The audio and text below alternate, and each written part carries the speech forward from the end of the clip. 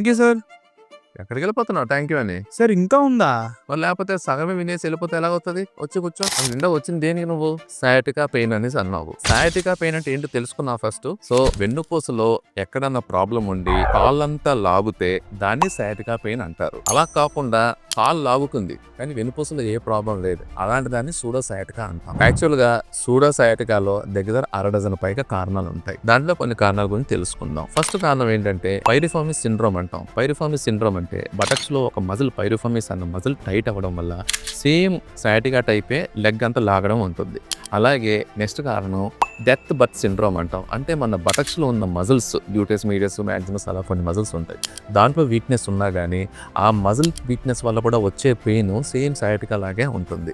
So ఇవన్నీ కారణాలని మనం క్షుణ్ణంగా తెలుసుకొని దీంట్లో ఏ కారణం వల్ల వస్తుంది అని తెలుసుకొని చేయగలిగితేనే కరెక్ట్ ట్రీట్మెంట్ మనం పేషెంట్కి ఇవ్వడం. మీలో మీకు తెలిసిన వాళ్ళల్లో ఎవరికైనా ఇలాంటి కండిషన్స్ తో బాధపడుతూ ఉంటే ఖచ్చితంగా మన రీక్యూర్ క్లినిక్ వచ్చి అసెస్మెంట్ చేయించుకొని కరెక్ట్ ట్రీట్మెంట్ తీసుకుంటే మీకు శాశ్వతంగా ఈ నొప్పి నుంచి ఉపశమనం కలుగుతుంది.